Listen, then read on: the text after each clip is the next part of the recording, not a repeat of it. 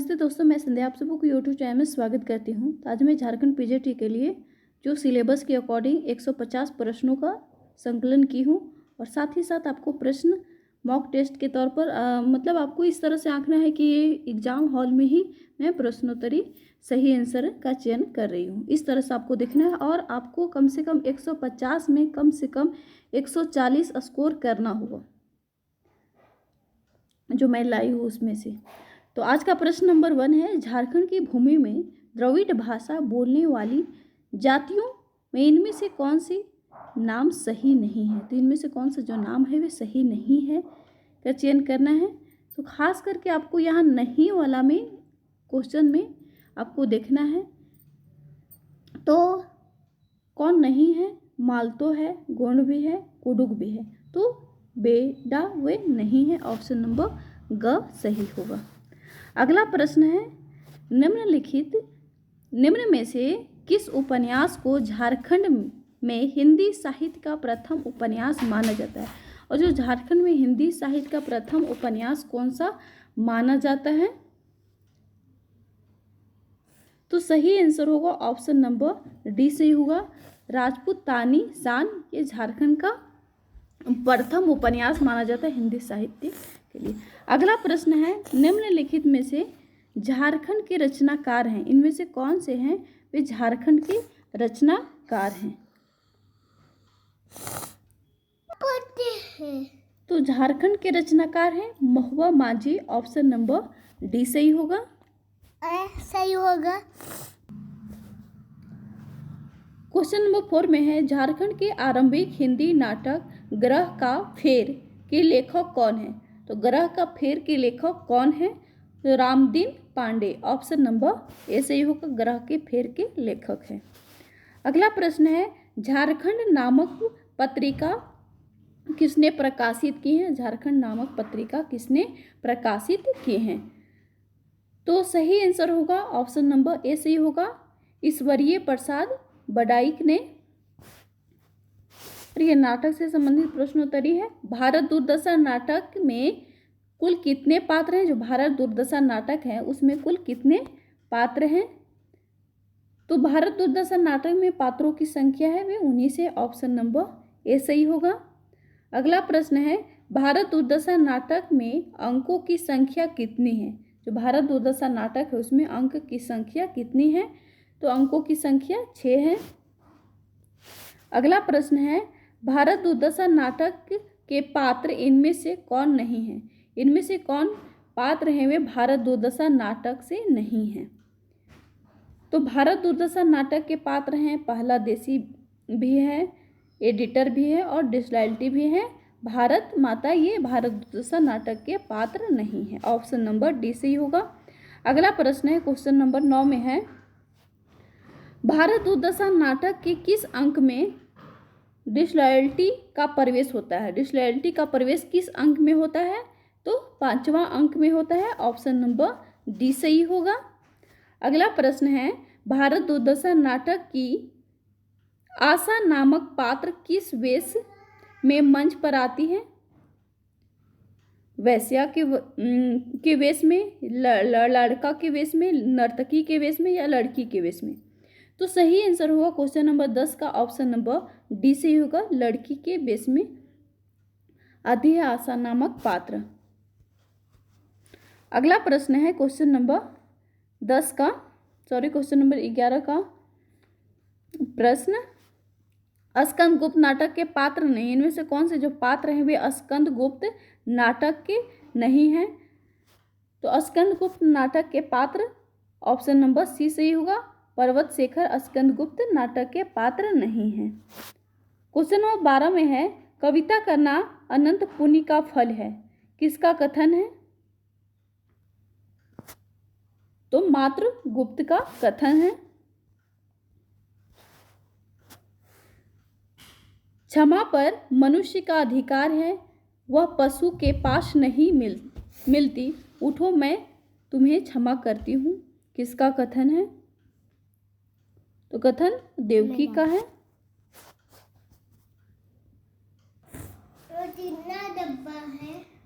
Question number 14 में है, पवित्रता की माप है मलिनता, सुख का आलोचक है दुख, पुण्य की कसौटी है पाप। किसका कथन है? तो देवसेना का कथन है। ऑप्शन नंबर ए सही होगा। अधिकार सुख कितना मादक और सारहीन है, कथन किसका है? तो स्कंद गुप्त का कथन है। अगला प्रश्न है निम्नलिखित में से सुमेलित नहीं है, इनमें से कौन से जो वे सुमेलित नहीं है? तो कालिदास कवि हैं, सही है, और मातुल कवि मातुल है, और अंबिका ग्राम की एक वृद्ध स्त्री है, और मलिका ये कथन है वे गलत है, शीर्षक सुमेलित नहीं है। ऑप्शन नंबर ए सही होगा।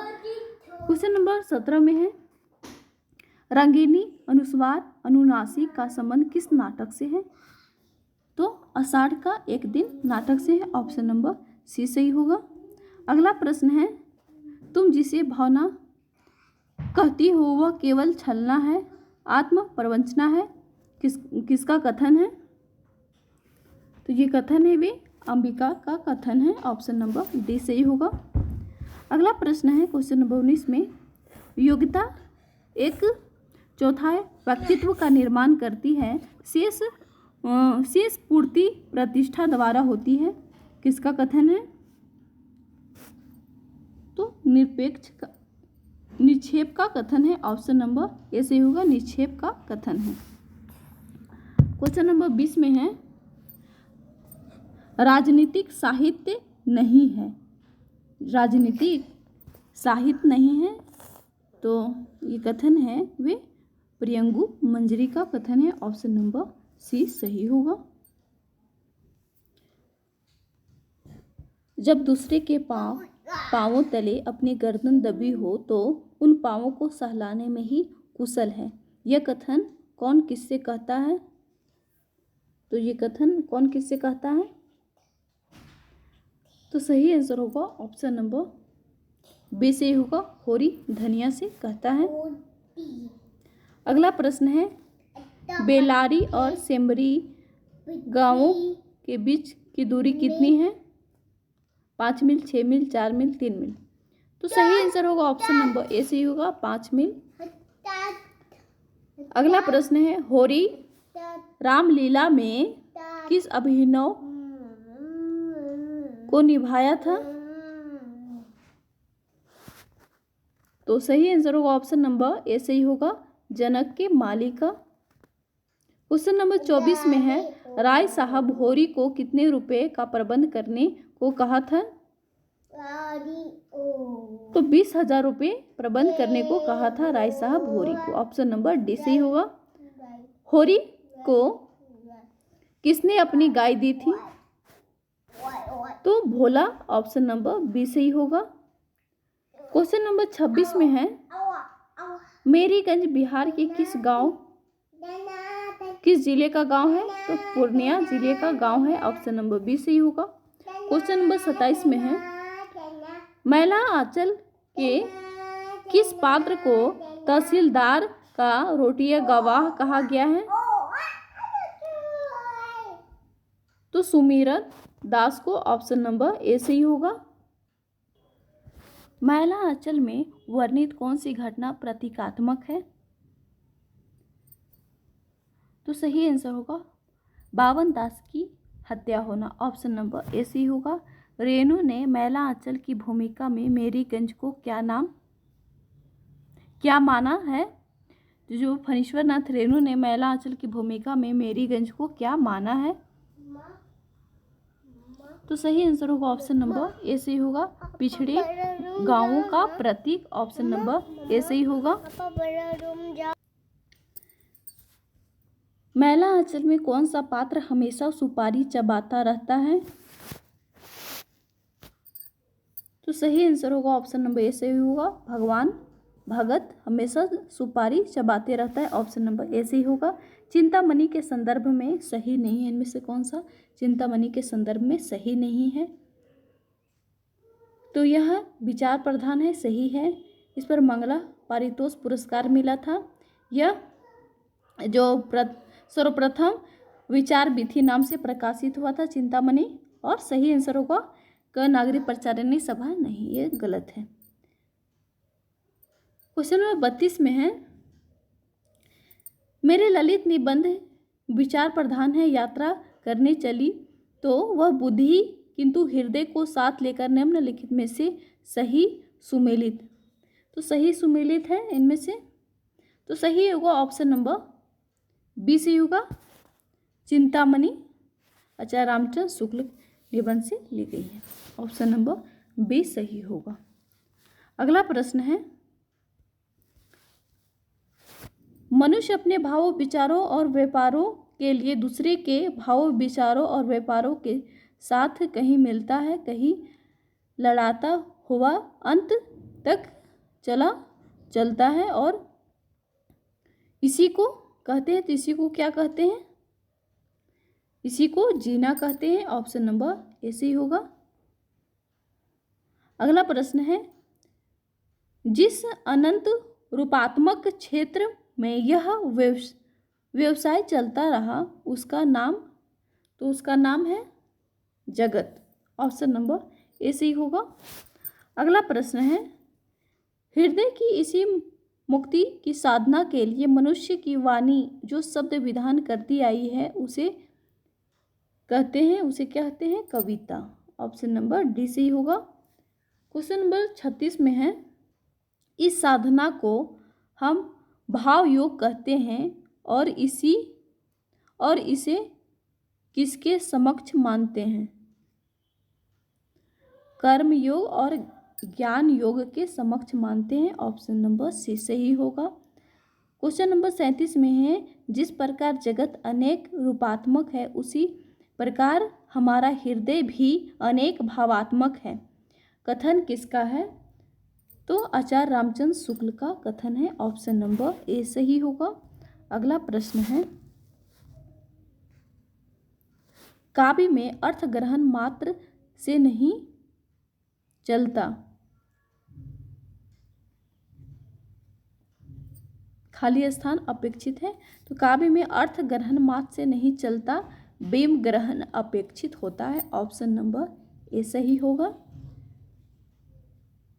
कविता, क्वेश्चन 39 में है, कविता ही हृदय को प्राकृत दशा में लाती है और जगत के बीच क्रमशः उसका अधिकाधिक प्रसार करती हुए उसे मनुष्यत्व की उच्च भूमि पर ले जाती है। ऑप्शन नंबर ए सही होगा।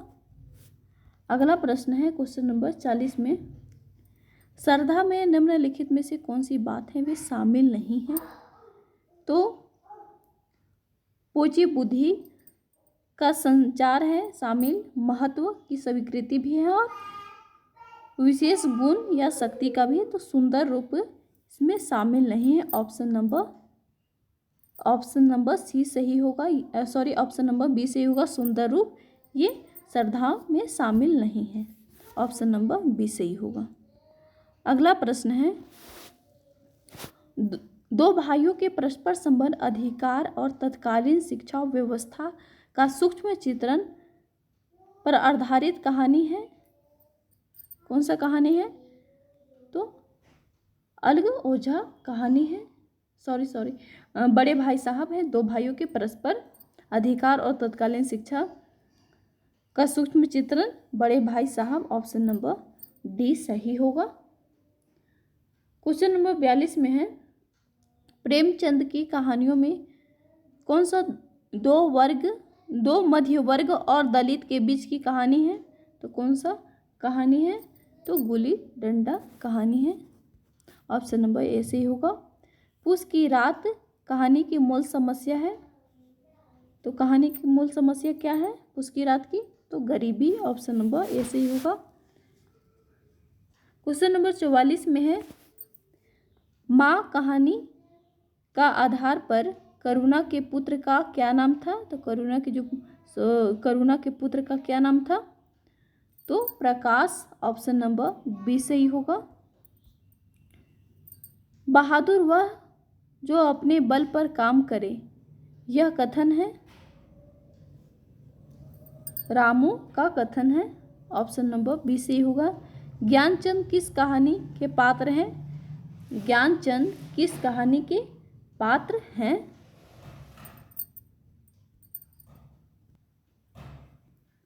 अनुभव कहानी के पात्र हैं। ऑप्शन नंबर डी सही होगा। अगला प्रश्न है, नामवर सिंह ने अपभ्रंश के कितने भेद माने हैं? तो जो नामवर सिंह है उन्होंने अपभ्रंश के कितने भेद माने हैं? तो अपभ्रंश के 2 भेद माने हैं, पूर्वी और पश्चिमी। ऑप्शन नंबर बी सही होगा। क्वेश्चन नंबर 48 में है, सुनीति कुमार चटर्जी ने अपभ्रंश का समय कब से कब तक माना है? सुनीति कुमार चटर्जी ने अपभ्रंश का समय कब से कब तक माना है?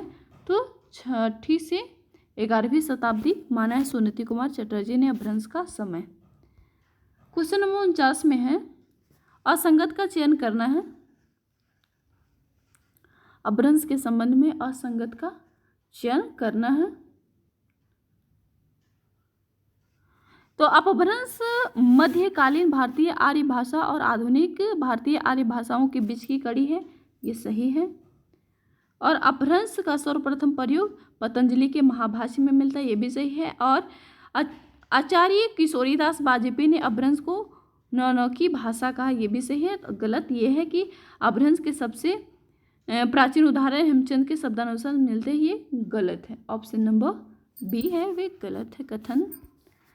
अपभ्रंश की उत्तरकालीन अवस्था का नाम है, अपभ्रंश की उत्तरकालीन अवस्था का नाम अवहट है। ऑप्शन नंबर डी सही होगा। अगला प्रश्न है, निम्नलिखित में से कौन सी कृति जैसी के अक्षय कृति का आधार कही गई है? कौन सी कृति? तो पद्मावत। ऑप्शन नंबर ए सही होगा। अवधी भाषा के संदर्भ में निम्नलिखित में से कौन सा कथन है वे असत्य है? अवधी भाषा के संबंध में असत्य कथन इनमें से कौन सा है? तो कृष्ण काव्य की भाषा प्रधानतः अवधी है, ये कथन है वे गलत है। और ये सभी सही है कि सूफी की भाषा प्रधानतः अवधी है, ये सही है। अवधी भाषा का प्रयोग वर्णों के लिए बहुत ही उपयुक्त सिद्ध हुआ है, ये भी सही है। अवधी का उदय मागधी अपभ्रंश से हुआ, यही सही है। अगला प्रश्न है, ब्रज भाषा किस अपभ्रंश से विकसित हुई है? ब्रज भाषा किस अपभ्रंश से विकसित हुई है? तो सौरसेनी अपभ्रंश से विकसित हुई है। ऑप्शन नंबर ए सही होगा। अगला प्रश्न है, खड़ी बोली का अन्य नाम है? खड़ी बोली का अन्य नाम है, तो खड़ी बोली का अन्य नाम कौरवी। ऑप्शन नंबर ए सही होगा। क्वेश्चन नंबर 55 में है, क्वेश्चन नंबर 55,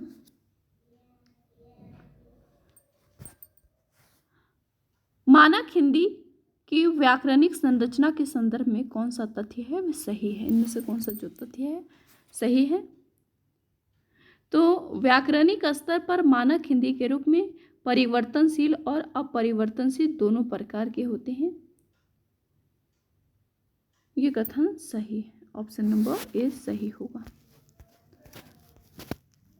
अगला प्रश्न है, किसकी कृति में भारतीय इतिहास राष्ट्रीय गौरव का पर्याप्त बनकर आता है? किसकी कृति? तो सही आंसर होगा ऑप्शन नंबर सी से होगा, जयशंकर प्रसाद। हिंदी प्रदेश के पश्चिमी भाग में स्थित बोलियों के सामूहिक नाम को क्या कहते हैं?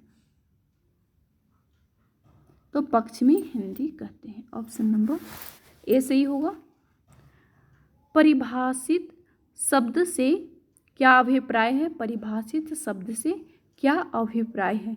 तो ज्ञान विज्ञान के क्षेत्र में विशिष्ट और निश्चित अर्थबोध के लिए प्रयुक्त होने वाले शब्द जिनकी परिभाषा दी जा सके। परिभाषित शब्द का अभिप्राय हुआ ज्ञान विज्ञान के क्षेत्र में विशिष्ट और निश्चित अर्थबोध के लिए प्रयुक्त होने वाले शब्द जिनकी परिभाषा दी जा सके, परिभाषित शब्द कहलाते हैं। अगला प्रश्न है, स्थूल के प्रति सूक्ष्म का विद्रोह किस युग की कविता के लिए कहा गया है?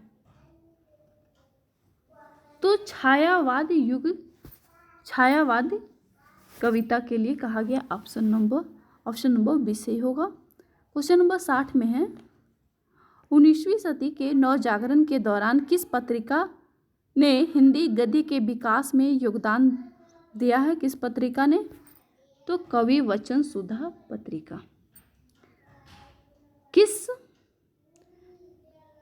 किस काव्य धारा में मूर्ति पूजा और अवतारवाद का विरोध किया गया है? किस काव्य धारा में मूर्ति पूजा और अवतारवाद का विरोध किया गया है? तो संत काव्य धारा में। अगला प्रश्न है, आचार्य शुक्ल ने श्रद्धा और भक्ति तथा लोभ और प्रीति निबंध किस श्रेणी में आते हैं? जो आचार्य रामचंद्र शुक्ल का जो निबंध है, श्रद्धा और भक्ति और लोभ और प्रीति किस श्रेणी में आते हैं? तो भाव या मनोविकार की श्रेणी में आते हैं। ऑप्शन नंबर ए सही होगा।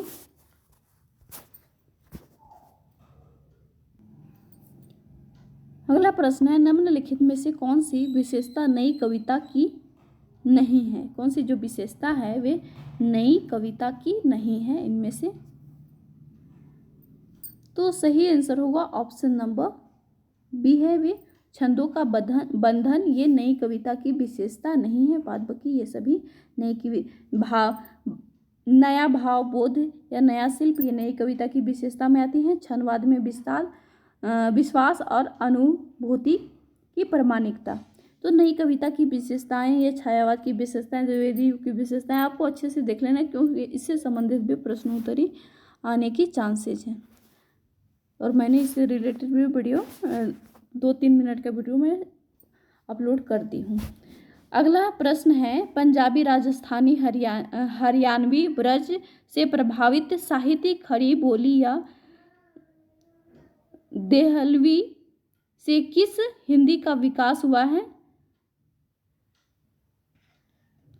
तो मानक हिंदी का विकास हुआ। ऑप्शन नंबर ए सही होगा। स्वाधीनता आंदोलन के दौरान हिंदी किसका पर्याय बनी? तो राष्ट्रीय एकता का। अगला प्रश्न है, यथार्थवादी उपन्यासों में किस दृष्टि की प्रधानता रहती है? यथार्थवादी उपन्यासों में किस दृष्टि की प्रधानता रहती है? तो वस्तु केंद्रित की प्रधानता रहती है। ऑप्शन नंबर ए सही होगा। अगला प्रश्न है, प्रयोगवाद हिंदी के बैठे ठाले का धंधा बनकर आया था, यह कथन किसका है? तो यह कथन है वे नंद दुलारे वाजपेयी का। ऑप्शन नंबर ए सही होगा। ऑप्शन नंबर ए सही होगा। अगला प्रश्न है, निम्नलिखित में से प्रपद्यवादी कवि नहीं है। इनमें से कौन से प्रपद्यवादी कवि नहीं है? तो गिरजा कुमार माथुर नहीं है।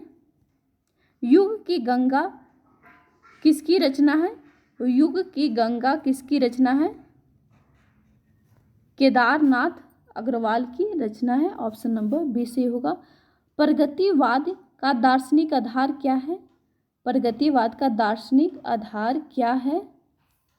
तो साम्यवाद। ऑप्शन नंबर बी सही होगा। युगधारा के रचयिता हैं?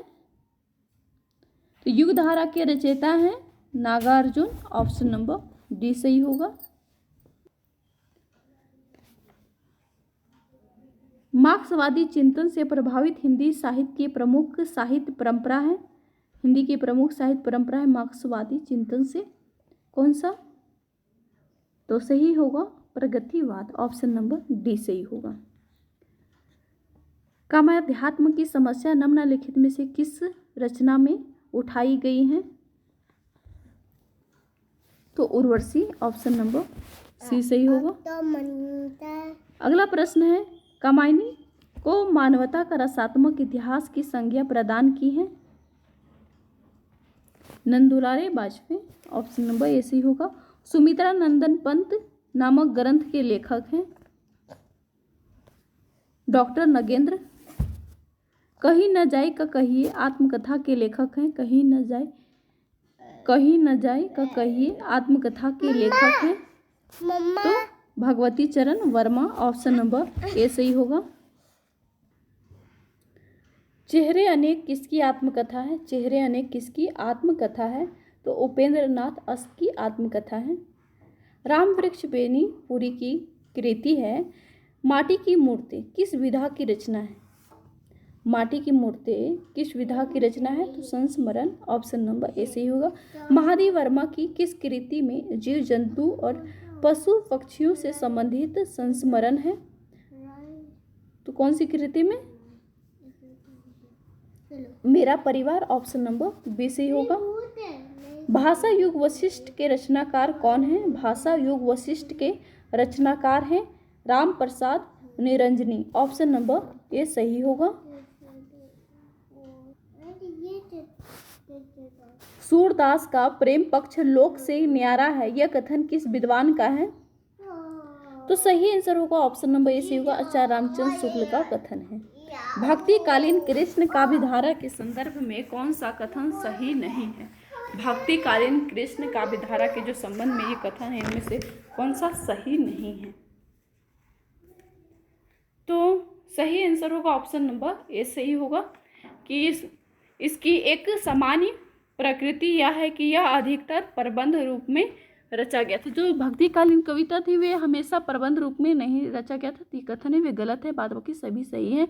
अधिकांश कृष्ण काव्य गीति वेदों में रचा गया था, सही है। कृष्ण काव्य में सर्वाधिक प्रिय विषय राधा कृष्ण की प्रेम लीला है और पुष्टि मार्ग कृष्ण काव्य में गोपाल कृष्ण की बाल लीला को विशेष महत्व दिया गया है। तो ये सभी सही हैं और ये कथन है वे गलत है, ऑप्शन नंबर ए सही होगा।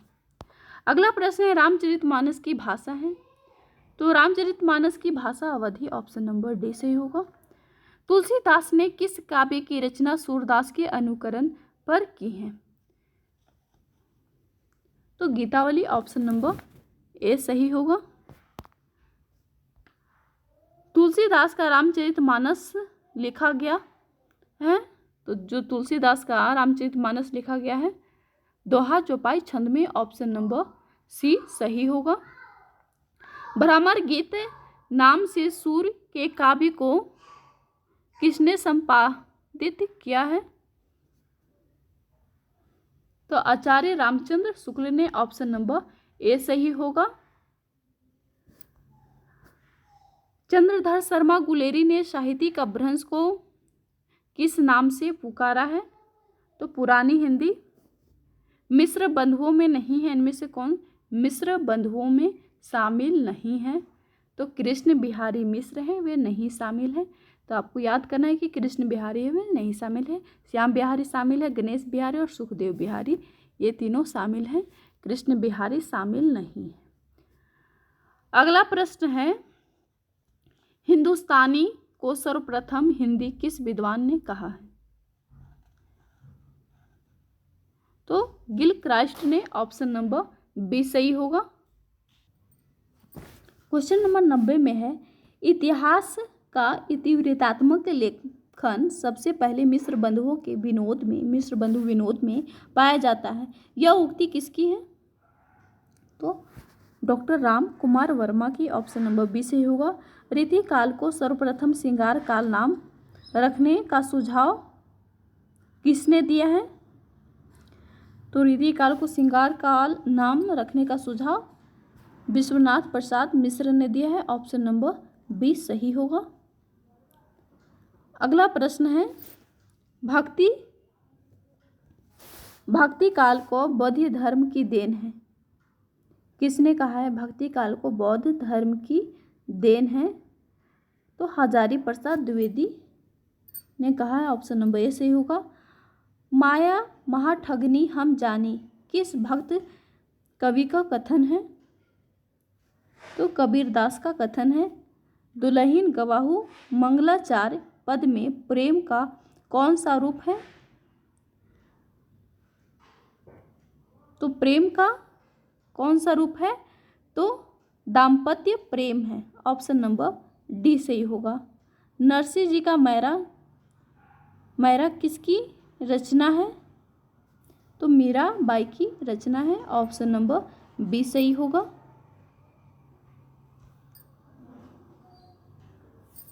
ब्रह्म संप्रदाय के संस्थापक हैं माधवाचार्य, ऑप्शन नंबर सी सही होगा। भ्रमर गीत का उपजीव ग्रंथ कौन सा है? Shrimad Bhagwat Mahapuran, option number A सही होगा। कुरुक्षेत्र के किस सर्ग में कवि ने मानव की महिमा का अत्यधिक गुणगान किया है? कौन सा सर्ग में? तो षष्ठम सर्ग में। ऑप्शन नंबर बी सही होगा। कुरुक्षेत्र की भाषा है, तो कुरुक्षेत्र की भाषा खड़ी बोली है। ऑप्शन नंबर बी सही होगा। अगला प्रश्न है, मिली युधिष्ठिर को यह आशा आखिर रोते रोते आंसू के जल में अधीर अनतर को धोते धोते। प्रस्तुत पंक्ति है, तो प्रस्तुत पंक्ति कहाँ से ली गई है? तो कुरुक्षेत्र से। ऑप्शन नंबर डी सही होगा। अगला प्रश्न है, 8वीं अनुसूचित में झारखंड की एकमात्र क्षेत्रीय भाषा संथाली को भारतीय संविधान में कब शामिल किया गया था? तो 2003 में। ऑप्शन नंबर बी सही होगा। दिनकर का संबंध किस युग से है? तो दिनकर का संबंध किस युग से है? तो द्वापर युग से। ऑप्शन नंबर सी सही होगा। किस बला के लिए लोग दर दर ठोकर खाते फिरते हैं? तो पेट की बला के लिए। ऑप्शन नंबर बी सही होगा। कवितावली उत्तरकांड में किस शैली का वर्णन किया गया है? कवितावली उत्तरकांड में किस शैली का? तो अभिधात्मक शैली का वर्णन किया गया। ऑप्शन नंबर सी सही होगा। सरोज स्मृति किस श्रेणी की रचना है? तो शोक गीत है। ऑप्शन नंबर बी सही होगा। अगला प्रश्न है क्वेश्चन नंबर 106 में, राम की शक्ति पूजा कविता की अंतिम पंक्ति कौन सी है? राम की शक्ति पूजा कविता की अंतिम पंक्ति कौन सी इनमें से? तो कह महाशक्ति राम के बदन में हुई लीन। ऑप्शन नंबर ए सही होगा। दुख ही जीवन की कथा रही, क्या कहूँ जो आज नहीं कही। उपयुक्त पंक्तियां किस कविता से हैं? तो सरोज स्मृति। ऑप्शन नंबर बी सही होगा। अगला प्रश्न है, कामायनी में मनु ने श्रद्धा को क्या कहकर संबोधित किया है? मनु ने श्रद्धा को क्या कहकर? तो वसंत के दूत कहकर संबोधित किया। ऑप्शन नंबर ए सही होगा। चंपू काव्य उर्वशी के रचयिता कौन है? चंपू काव्य उर्वशी के रचयिता कौन है? तो Jaishankar Prasad. Option number D सही होगा। धिक जीवन जो पाता आया विरोध पंक्ति में किसके जीवन सत्य की अभिव्यक्ति मिलती है? तो निराला। ऑप्शन नंबर ए सही होगा। निराला की कविता राम की शक्ति पूजा के संदर्भ में कौन सा तथ्य है वे गलत है? तो गलत तथ्य है। ऑप्शन नंबर बी सही होगा। जो यह रचना मूलतः राम और सीता की प्रणय गाथा, ये तथ्य गलत है। इसमें धर्म अधर्म के शाश्वत संघर्ष का चित्रण है, कथन सही है। और इसमें राम की शक्ति पूजा की आराधना करते हैं। यह कविता छायावादी काव्य की एक उत्कृष्ट रचना मानी जाती है, ये भी सही है। ऑप्शन नंबर बी है वे गलत होगा। अगला प्रश्न है, नई कविता पत्रिका का प्रकाशन हुआ है? नई कविता पत्रिका का प्रकाशन 1954 ईस्वी में। ऑप्शन नंबर सी सही होगा। मंगलेश डबराल की रचना है, इनमें से कौन सी जो रचना है वे मंगलेश डबराल की है? तो आवाज भी एक जगह, ये मंगलेश डबराल की रचना है। ऑप्शन नंबर सी सही होगा। भाषा युग वशिष्ठ का रचना काल है? भाषा युग वशिष्ठ का रचनाकाल 1741 ईस्वी। ऑप्शन नंबर बी सही होगा। सुदामा पांडे धूमिल की रचना इनमें से कौन सी है? तो कल सुनना मुझे। ऑप्शन नंबर ए सही होगा। राम की शक्ति पूजा किसकी सर्वश्रेष्ठ कृति है? निराला की। राम ने रावण के कितने बार सिर काटकर गिराए थे? तो 100 बार। ऑप्शन नंबर डी सही होगा। 117 नंबर का सही आंसर डी होगा, 100 बार। राम की शक्ति पूजा प्रथमतः किस पत्रिका में प्रकाशित हुई थी? तो भारत पत्रिका। ऑप्शन नंबर बी सही होगा। राम की शक्ति पूजा कैसा काव्य है? राम की शक्ति पूजा कैसा काव्य है? पौराणिक काव्य है। ऑप्शन नंबर सी सही होगा। अगला प्रश्न है, कवि निराला अपनी पुत्री या समय मृत्यु को अमर तत्व देते हो पुत्री का क्या नाम है? तो सरोज नाम है। अगला प्रश्न है, हिंदी साहित्य के इतिहास लेखन से पूर्व किस प्रसिद्ध ग्रंथ में हिंदी के विभिन्न कवियों जीवन वृत्त एवं कृतित्व का परिचय मिलता है? कौन सा ग्रंथ में? तो 84 वैष्णव की वार्ता में। ऑप्शन नंबर सी सही होगा। भारतेंदु ने हिंदी योगदान का स्वरूप है, भारतेंदु के हिंदी योगदान का स्वरूप कौन सा है? तो सही आंसर होगा ऑप्शन नंबर डी से होगा, ये सभी होगा। स्वयं रचनाएं लिख कर करते थे और समाचार पत्र निकाल कर और भारतेंदु मंडल का गठन करके। तो ऑप्शन नंबर डी से होगा, उपयुक्त सभी होगा। अगला प्रश्न है, पेट पीठ दोनों मिलकर एक हैं, एक चल रहा लकुटिया टेक इन पंक्तियों में व्यक्त की गई है। तो इन पंक्तियों में व्यक्त की गई है भिक्षुत वर्ग की दयनीय स्थिति का। ऑप्शन नंबर सी सही होगा, सही आंसर होगा ऑप्शन नंबर सी सही होगा। छायावादी की विशेषता से संबंधित कौन सा तथ्य है? वे सही नहीं है। छायावादी विशेषता से संबंधित तथ्य सही नहीं है। तो ऑप्शन नंबर सी होगा, सूक्ष्म के प्रति स्थूल का विद्रोह। ये छायावाद की विशेषता नहीं है। छायावाद की विशेषता है स्थूल के प्रति सूक्ष्म का विद्रोह, सूक्ष्म के प्रति विद्रोह, ये गलत है। और ये सभी छायावाद की विशेषता में आत्मानुभूति की अभिव्यक्ति भी है, कल्पना की अतिशयता भी है और सौंदर्य के प्रति अत्यधिक आकर्षण, ये सभी सही है। अगला प्रश्न है, निम्नलिखित में से कौन सी छायावादी शैली की प्रमुख विशेषता नहीं है? छायावाद की शैली की प्रमुख विशेषता नहीं है। तो इतिवृत्तात्मकता, ये द्विवेदी युग की विशेषता है। अगला प्रश्न है, संसार का सहारा कारोबार बच्चों को खिलाते पिलाते सुलाते आदि के लिए हो रहा है और इस महत्वपूर्ण कर्तव्य में भूल न होने देने का काम माँ नामधारी जीवों को सौंपा गया है। ये कथन किसका है? तो सही आंसर होगा महादेवी वर्मा का कथन है। ऑप्शन नंबर बी सही होगा, महादेवी वर्मा का कथन है। अगला प्रश्न है, कबीर के उपरांत हरि विध्वंसकारी और जन विरोधी शक्ति को सर्वाधिक खुली चुनौती देने वाले साहित्यकार हैं? कौन से साहित्यकार हैं? तो नागार्जुन। ऑप्शन नंबर बी सही होगा।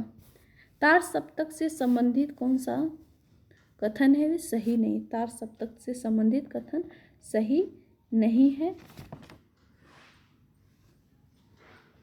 तो ऑप्शन नंबर सी है, वे शकुंतला माथुर की रचना तीसरे सप्तक में संकलित है, ये गलत है।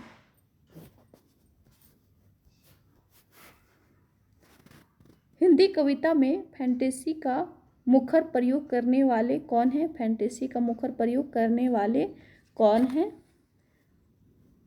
मुक्तिबोध। ऑप्शन नंबर डी सही होगा।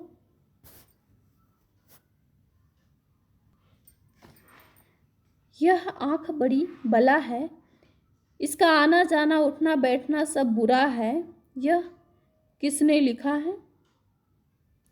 तो बाल कृष्ण भट्ट ने लिखा है। ऑप्शन नंबर ए से हो। भारतेंदु युग का एक अन्य नाम है, तो भारतेंदु युग का अन्य नाम क्या है? तो पुनर्जागरण काल। ऑप्शन नंबर डी सही होगा। भारतेंदु युगीन कौन है? इनमें से भारतेंदु युगीन कौन है? तो Badri Narayan Chaudhary Premghan. Option number A सही होगा। जितनी सफलता भारतेंदु युग के लेखकों को निबंध रचना में मिली उतनी कविता और नाटक में नहीं मिली, यह कथन किसका है? तो सही आंसर होगा ऑप्शन नंबर ए सही होगा, रामविलास शर्मा का कथन है। ऑप्शन नंबर ए सही होगा। द्विवेदी युग के निबंधकारों ने मुख्य रूप से कितने विषय को केंद्र में रखा था? तो 7 विषय। ऑप्शन नंबर डी सही होगा। निम्नलिखित में से द्विवेदी युग से संबंधित पत्रिका नहीं है। द्विवेदी युग से संबंधित पत्रिका नहीं है कौन सा? तो प्रतीक पत्रिका द्विवेदी युग से संबंधित नहीं है। रिपोर्टाज किस प्रकार के निबंध में रखा जा सकता है? तो विवरणात्मक, ऑप्शन नंबर ए सही होगा। कबीर ने सत्य को जानने के लिए क्या आवश्यक बतलाया है? तो आत्मज्ञान को आवश्यक बतलाया है कबीर ने सत्य को जानने के लिए। तदबीर किसे कहते हैं? तदबीर किसे कहते हैं? तो तदबीर उपाय को कहते हैं, ऑप्शन नंबर सी सही होगा। धर्म के नाम पर कौन सा आपस में लड़कर मर रहे हैं? धर्म के नाम पर आपस में कौन लड़कर मरे? हिंदू मुस्लिम, ऑप्शन नंबर सी सही होगा। भ्रमर गीत का प्रसंग भगवत पुराण के 10वें स्कंद के किन अध्यायों में है? तो 46वें व 37वें अध्याय में है भ्रमर गीत के 10वें स्कंद, ऑप्शन नंबर ए सही होगा। पहले करी प्रणाम नंद को समाचार सब दीजो। उपयुक्त पंक्ति किसके प्रति है? तो जो ये पंक्ति है वे किसके प्रति है? तो उद्धव के प्रति श्री कृष्ण का वचन है, ऑप्शन नंबर बी सही होगा। अगला प्रश्न है, कही जसुमती पुत जेब करी प्रेम, इन पंक्तियों में प्रयुक्त शब्द पुत जेब का अर्थ क्या होगा? तो पुत जेब का अर्थ क्या होगा कि पुत्र भोजन कर लो, ऑप्शन नंबर ए सही होगा। कीजिए जिए जल बिनु मीन कहाँ गया है, तो ये शब्द किसके लिए प्रयुक्त हुआ है? तो गोपियों के लिए, ऑप्शन नंबर सी सही होगा। रामधारी सिंह दिनकर की किस कृति को आधुनिक युग के गीता कहा गया है? किस कृति को? कुरुक्षेत्र। औपचारिक पत्र कितने प्रकार के होते हैं? औपचारिक पत्र कितने प्रकार के होते हैं? तो 2 प्रकार के, ऑप्शन नंबर सी सही होगा। राजभाषा अधिनियम को व्यवहारिक बनाने के लिए राज्यों की विभाजित करने वाली कौन सी श्रेणी सही है? तो सही आंसर होगा ऑप्शन नंबर डी, क, ख और ग क्षेत्र वे सही हैं। निराला ने प्रमुखतः किस प्रकार की कविताएं लिखी हैं? निराला ने प्रमुखतः किस प्रकार की कविताएं लिखी हैं? तो छायावादी और प्रयोगवादी कविताएं लिखी हैं निराला ने। हिंदी किस भाषा परिवार की भाषा है? तो भारोपीय परिवार की भाषा है।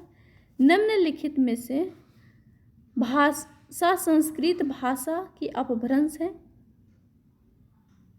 हिंदी भाषा संस्कृत भाषा की अपभ्रंश होगा, तो सही आंसर होगा ऑप्शन नंबर सी सही होगा, पाली। ज्ञानेंद्र पति की रचना नहीं है, इनमें से कौन सी रचना है वे ज्ञानेंद्र पति की नहीं है? ये सभी ज्ञानेंद्र पति की रचना है, जिसे ये तीनों है और डी है वे नहीं है। अपने घर की तलाश में, अपने घर की तलाश में ज्ञानेंद्र पति की नहीं है। निर्मला पुतुल की पहला कविता संग्रह है। निर्मला पुतुल की पहला कविता संग्रह है अपने घर की तलाश में। तो 150 प्रश्न कंप्लीट हो गया।